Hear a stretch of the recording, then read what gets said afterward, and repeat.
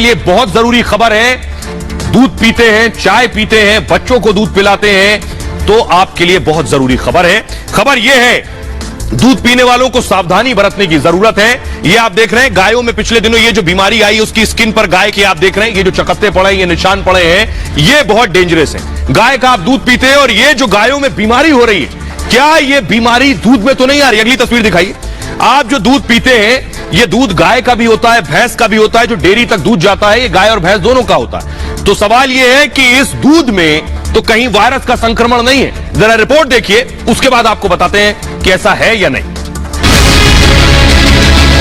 अगर आप दूध के शौकीन हैं, आपका बच्चा भी दूध पीता है, तो आपके लिए बहुत जरूरी खबर है।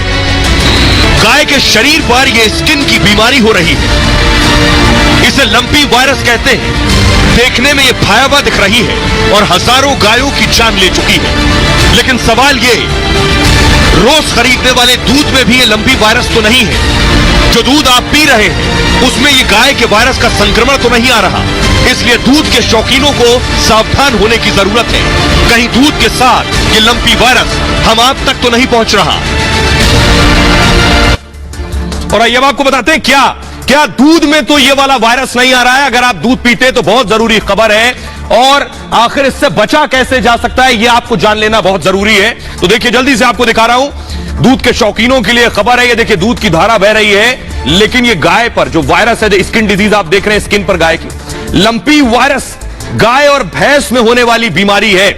और ये एक तरह की स्किन डिजीज होती है, यानी चर्म रोग है, स्किन पर होने वाला रोग। गायों और भैंसों के शरीर पर गांठें पड़ जाती हैं, मोटी मोटी लंपी वायरस कह रहे हैं, क्योंकि लंप बन जाते हैं। इन गांठों में कुछ समय बाद पस पड़ जाता है गायों के। और गाय भैंस का दूध हर कोई इस्तेमाल करता है, सभी पीते हैं, चाहे वो चाय में पी रहे हो या दूध पी रहे हो या फिर डेयरी प्रोडक्ट ले रहे हो। सवाल है, क्या दूध में भी यह संक्रमण हो रहा है वायरस का या नहीं हो रहा है? काफी लोग कच्चा दूध पीते हैं, सबसे खतरनाक है, सावधान रहने की जरूरत है। जो लोग कच्चा दूध पीते हैं, कच्चा दूध अगर पीते हैं, ऐसे दूध में वायरस की संभावना होती है। और दूध गर्म होने पर बैक्टीरिया खत्म हो जाता है, संभव है ये वायरस भी खत्म हो जाए। एक्सपर्ट्स कहते हैं कि दूध को गर्म करना बहुत जरूरी है।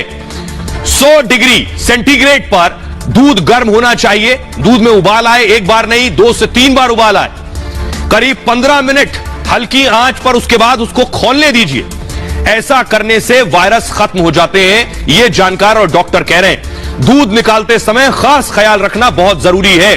दूध निकालने से पहले भी हाथ साफ करें, यानी जो ग्वाला है जो दूध निकाल रहा है वो उसको पहले हाथ साफ करें, साबुन से धोए या सैनिटाइजर से साफ करें। गाय भैंस के थनों को अच्छे से साफ करें, जो गाय संक्रमित है। जो दूध निकाल रहा है उसे भी मास्क लगाना चाहिए, क्योंकि यह वायरल इंफेक्शन है। हाथों में ग्लव्स पहनकर, दस्ताने पहनकर ही उसे दूध निकालना चाहिए। और दूध निकालने के बाद हैंड सैनिटाइज करें या हाथ अपने धोए। सावधानी ही संक्रमण से बचाव का एक रास्ता हो सकता है। यह है एक तरीका। आइए हमारे साथ डॉक्टर स्वाति जुड़ रही है। यह बहुत बड़ी खबर है, क्योंकि हम सभी दूध पीते हैं, इस्तेमाल करते हैं। डॉक्टर स्वाति महेश्वरी जुड़ रही है। डॉक्टर, जरा जल्दी से बताइए, क्या यह वायरस दूध में आ सकता है या नहीं? दूध कैसे इस्तेमाल करें और कैसे बचें? तो जितने भी शोध कार्य हैं उनसे ये बात सामने आई है कि जो लंपी वायरस से ग्रसित गाय होती है, उसका जो दूध होता है वो मनुष्यों के लिए सेफ माना गया। यानी कि ये जो बीमारी है ये दूध से मनुष्यों में नहीं आती है।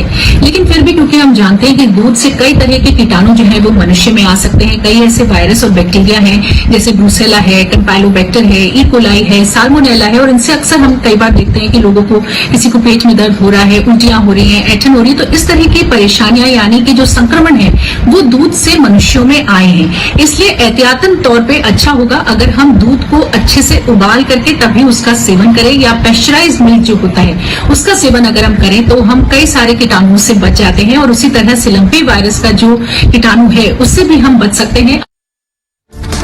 तो दूध गर्म करके खौला कर ही लें। लेकिन एक और बुनियादी सवाल है, वो ये जो आप देख रहे हैं, ये जो आप देख रहे हैं डराने वाली तस्वीरें हैं। हजारों गायों की जान चली गई है। लेकिन क्या ये वायरस, पूरी स्क्रीन लीजिए, क्या ये संक्रमण मनुष्य के स्किन में भी आ सकता है जो गायों को छू रहे हैं? क्या ये संक्रमण, देख रहे हैं आप, स्किन डिजीज है ये।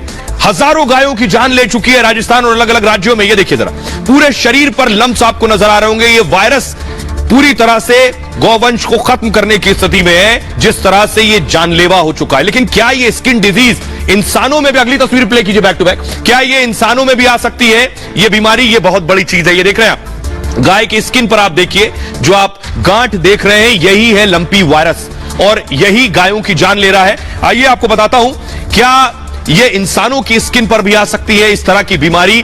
क्या डॉक्टर्स क्या कह रहे हैं ये आपको बताएंगे, लेकिन पहले जरा ये देखिए।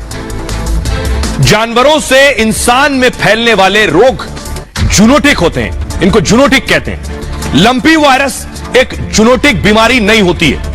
पहली अच्छी चीज यह है, अभी तक इंसानों में फैलने का कोई मामला नहीं आया है और लंपी वायरस के मामले सिर्फ गाय और भैंस में ही देखे गए हैं। दूसरे पशुओं में भी लंपी के मामले सामने अब तक नहीं आए हैं। हालांकि वायरस अपने रूप को जरूर बदलता, आपको याद होगा कोरोना का म्यूटेशन हो रहा था, वो वायरस अपने आप को बदल रहा था। ये वायरस अभी गाय और भैंस पर है, लेकिन ये वायरस अपने आप को तब्दील जरूर करता है और बदलता है। ये जो इसका बिहेवियर चेंज है ये बहुत इंपॉर्टेंट है। ग्लोबल वार्मिंग और ग्लोबलाइजेशन बदलाव से होते हैं ये, और हो सकता है आगे चलकर ये वायरस इंसानों में फैल जाए, ऐसी संभावना से इनकार नहीं किया जा सकता। लंपी वायरस को लेकर अलर्ट रहने की बहुत ज्यादा जरूरत है। गाय भैंस में ये वायरस मच्छरों से फैल रहा है, ऐसा एक्सपर्ट्स कह रहे हैं। कीट पतंगे भी एक पशु से दूसरे पशु तक बीमारी पहुंचा रहे हैं। आइए डॉक्टर हमारे साथ, डॉक्टर स्वाति हमारे साथ लगातार बनी हुई, उन्हीं से पूछते हैं कि क्या ये अगर इस वायरस का बिहेवियर चेंज होता है, वायरस बदलता है डॉक्टर स्वाति, तो क्या ये इंसानों तक भी आ सकती है स्किन डिजीज?